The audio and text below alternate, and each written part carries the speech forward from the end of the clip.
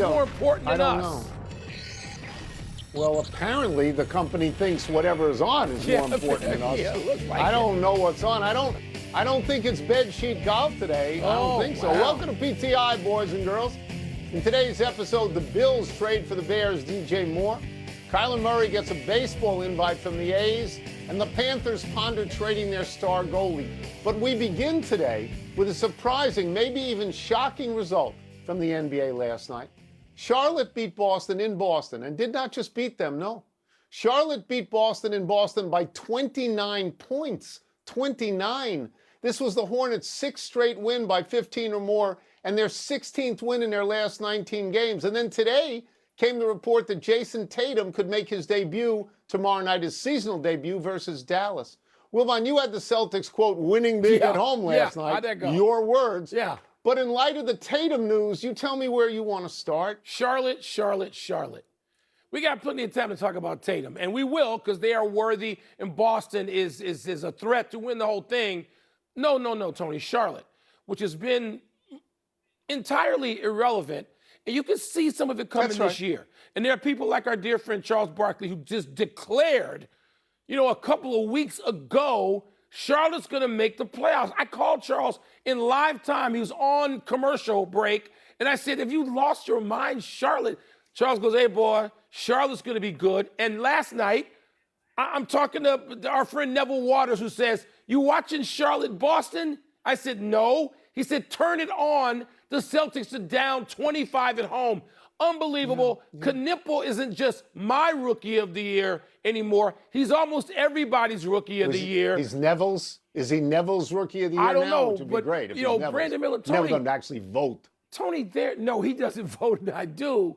They're a threat. You can look, I know the vagaries of daily basketball in the NBA where you got 82 games. You always say no one game is that significant. And I overwhelmingly agree with you over the decades. But, Tone, this was a stunner. So this is where I say on the show, slow down a second, Sparky. Slow down. We are both inclined to like Charlotte because, to be fair, Charlotte has been a lifeless franchise for the last 10 years. It's been an outpost. It has made Sacramento look important. But the question then becomes, how seriously do we take Charlotte right now today? And I would say not very seriously, and here's why. Today, they are 32-31, and to get to 32-31, they had to go 16-3. Yeah. They are in ninth place in the East today. So, playing, yeah. I don't want to get carried away. On the other hand, I think it's really good for the NBA that Charlotte has some life. The only thing we know about Charlotte, really, is that Michael Jordan sold them at some point, and then we lost track of Charlotte completely. LaMelo Ball is healthy. He's averaging 17 points and 9 assists a game. And last week, risking sacrilege, I said that Knipple could morph into Jerry West. I have a statistic that is a mind-blowing statistic. When Brandon Miller and LaMelo Ball are on the floor with Knipple, Knipple shoots 58% from three. Insane. 58%. And the last team in the NBA to win 6 in a row by 15 or more was the Golden State Warriors in 2018 when they won something called the NBA Championship. So I'm not going to get carried away, but all signs are good. The 16-3, Tone.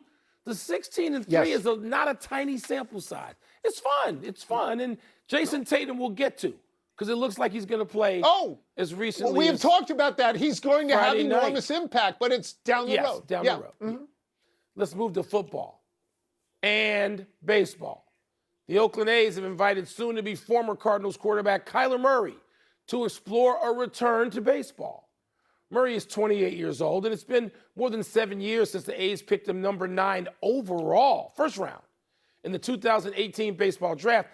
That was the year Murray hit .296 with 10 home runs, 47 ribbies in 51 games for Oklahoma. Tone, if you're Kyler Murray, would you seriously consider a return to baseball? Okay, if I'm Kyler Murray, I would. And I would say it's because I was a first-round draft choice. But if he goes down that road, there are serious questions that have to be answered. Kyler Murray has now made $170 million in football. Yeah. So he doesn't need money. But if he wants money, he can go out right now, get a 3 or 4 year deal for another $100 million.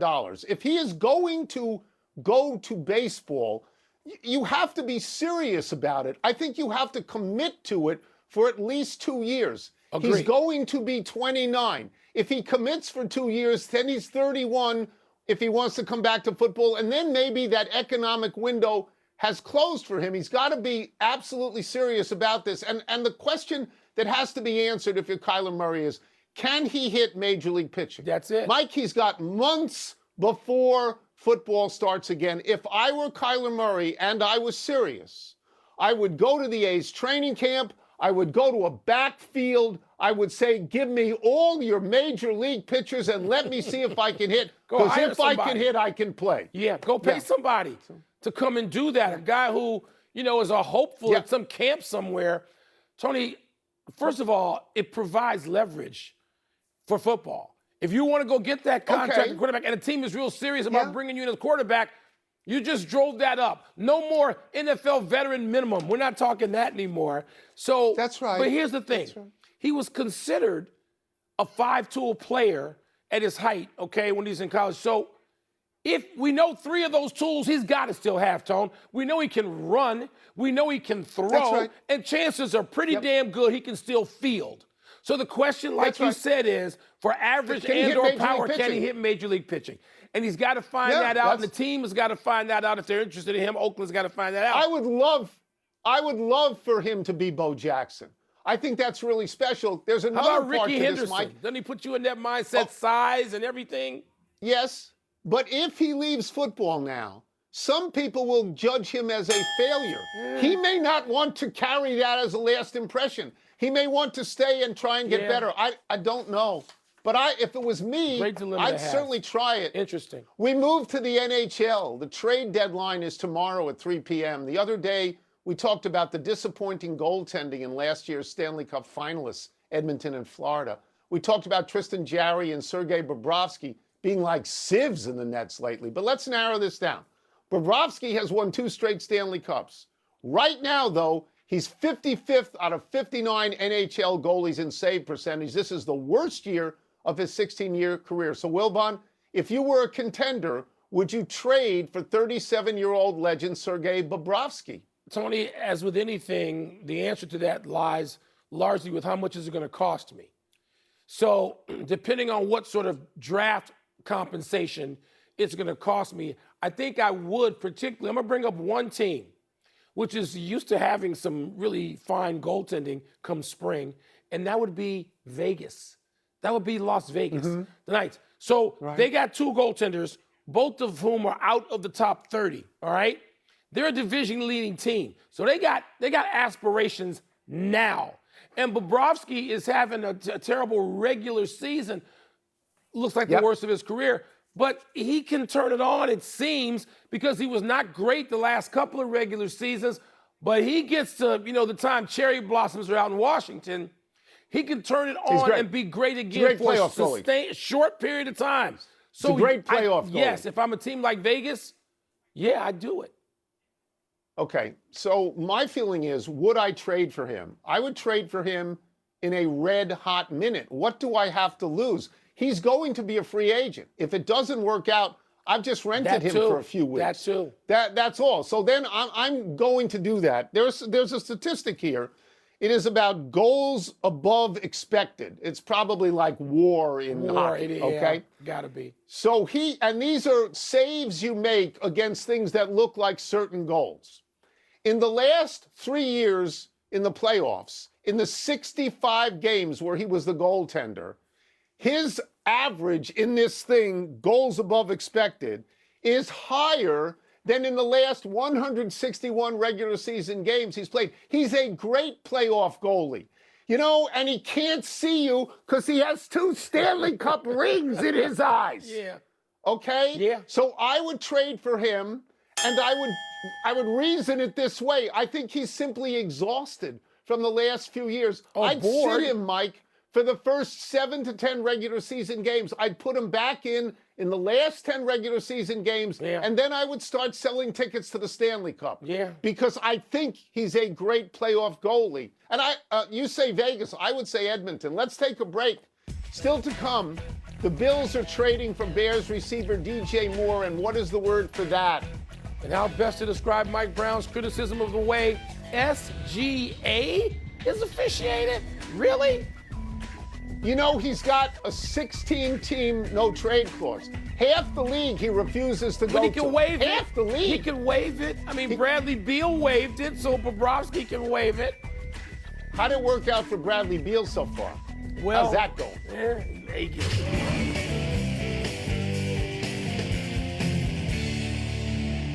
Time to show off our extraordinary vocabulary, and I'm in my doctor suit, Ken Samet. I'm in it. What's first? The Bills' acquisition of wide receiver DJ Moore is blank. My word is enhancing. We keep hearing about how the Buffalo Bills don't get to the Super Bowl, and everybody's fear that Josh Allen is never going to get to the Super Bowl, that the window has closed. This opens up the window. This enhances Josh Allen's chances to get to the Super Bowl. And here's why. Buffalo last year had no real wide receiver threat. 2 of their top 3 receivers were tight ends. DJ Moore is a professional wide receiver, Mike. As you know, he's had 4 years of over 1,000 yards. And he plays every day. I mean, he doesn't get hurt. And the cold weather in Buffalo is not going to bother him because he just spent the last 3 years in cold weather in Chicago. To me, this is a really big move for Buffalo. And I hope at the end of whatever you're going to say, address this, because this is the second person who has left the offense, wide receiver and center, and I'm worried this has a negative effect on Caleb Williams. Tony, I'll get to Bears. that. My word is necessary for all the reasons that you stated. Josh Allen needs some help. He needs it now, not 3 years from now. No, you want to go get a veteran, not a draft pick, a veteran wide receiver, dependable. DJ Moore, the thing I worry about him leaving the Bears with, he's the toughest guy out there, all right? He's the toughest guy in the room. Now, it's a deep wide receiver room with Rome Odunze and Luther Burton Jr., and we got this kid that nobody talks about, Jadee Walker, which I said to you yesterday. He's going to have to slide up, and 2 tight ends who can catch it, Loveland, and Kmet. So I'm not worried about that part of it. We still need a center. But the draft pick the Bears get, the second-round draft pick, can be used to trade or draft. But going back to Buffalo, this is necessary because Josh Allen needs this threat, and he's got to be thrilled today to get DJ Moore. But what do you feel? You lost a good wide receiver and a great center, and you have a young quarterback. Our what does that receiver mean? room is fine. The center is problematic. This is problematic, although my friend Tommy Waddle, former Bear, says don't lose sleep just yet. They're going to be able to replace him. I'm worried about losing him. What's next? What's next? Mike Brown's criticism of the way SGA is officiated is blank. My word is nonsense, and I like Mike Brown. Okay, Mike Brown is complaining that Gilgeous-Alexander gets all the calls. Nothing goes against him. Last night, he was upset because he thought that Gilgeous-Alexander had charged, and he didn't get that call. I watched enough of that game, Mike, that I know a little bit about what I'm talking about. There were no calls last night. There were no calls. That's fair. When people bring the ball up in the NBA, the guy dribbling the ball uses his offhand to push whoever is guarding him and uses the ball hand to elbow whoever is guarding him, and vice versa. Okay, the Knicks, for example. The Knicks have a player who you know well from Chicago. Would you like to say his name? Jalen Brunson? Jalen Brunson, yes, sir. He's a tank out there. He is. If you guard Jalen Brunson all game, you go home with welts. The only time a foul was called last night was after a ball was shot, and 99.99% of the time, it was a defensive foul call. Does Mike Brown, that's the NBA, does Mike Brown not see this every single night? Because his players do it too. So this is nonsense. Tony, it's chickens coming home to roost. Because Jalen Brunson, who I love, yes, Chicago's own, no one is more physical, all right? Jalen Yes. Brunson is so smart and so savvy, and he figured out as a second-round draft pick how to formulate a game and use the skills he has plus new ones and toughness, which fit the Knicks more than they did in Dallas when he was there. Tony, it's this chickens coming home to roost. Mike Brown, you don't want to call attention to SGA doing this because that means officials will start watching your best players. Yes. That's what Jalen Brunson is. You don't want to call attention.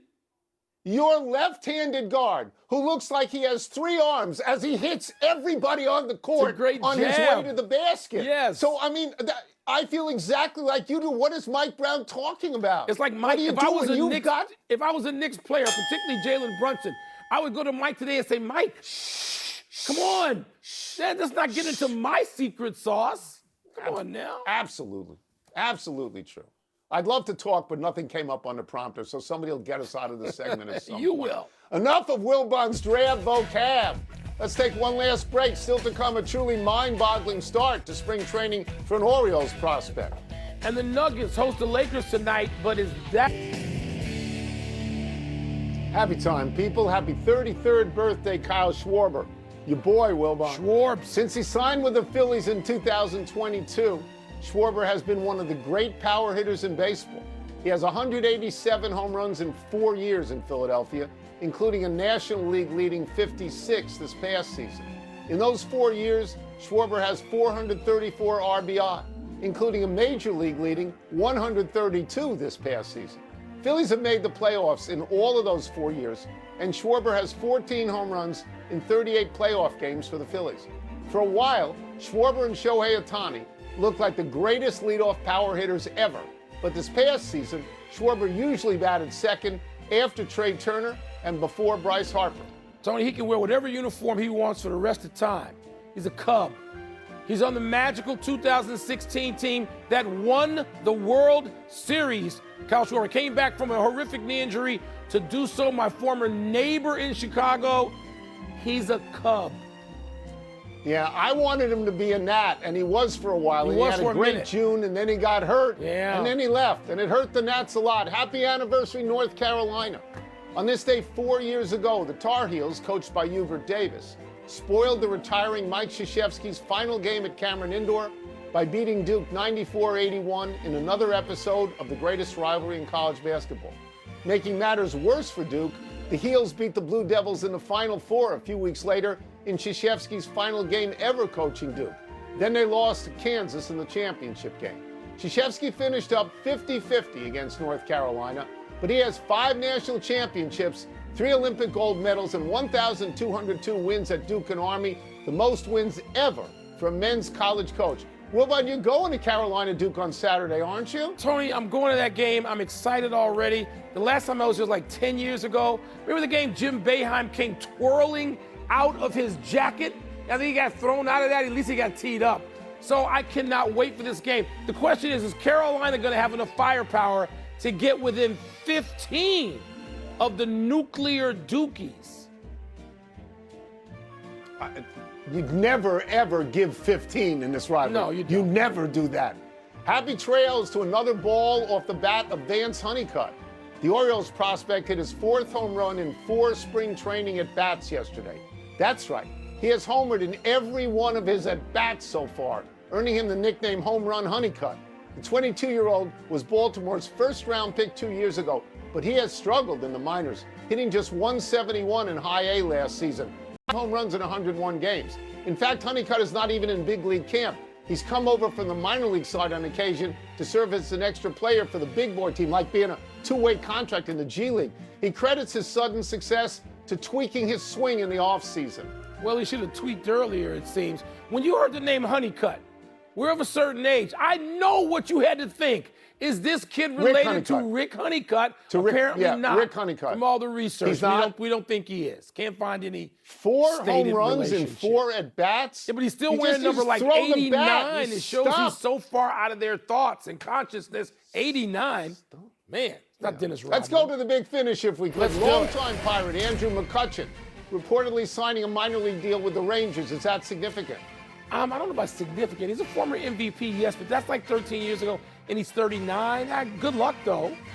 The U.S. women's soccer team beat Canada 1-0 in the She Believes Cup. Is that result a big deal? I think aren't we the best in soccer? But we have now beaten Canada in 2 hockey games and a soccer game. Mist beat Phantom for the unrivaled title. Are you surprised by that? I'm not gonna. I don't do sort of off-season sports in any sport. I'm waiting for the real season that comes along, but I have no idea. Sabres at Penguins tonight. Who you got? All right, so Buffalo's in upstate New York. I went to college in upstate New York. They haven't been in the playoffs in 14 years. It's the longest drought ever in the NHL. It's good that they're good now. I'm going to sentimentally root for them. Okay. Last one, Lakers, Nuggets, Pistons, Spurs tonight. Which is more intriguing? It's not close. Of course, it's Pistons Spurs. That is a potential NBA championship series matchup. You know what's significant? Your boy, Trae Young, back in a uniform tonight for the Wizards. Wizards debut. What's the over-under on how many games till he says, I'm done here? We're out of time. Try and do better the next time. I'm Tony Kornheiser. I'm Mike Wilbon. Same time tomorrow. Knuckleheads. And now here's the PTI.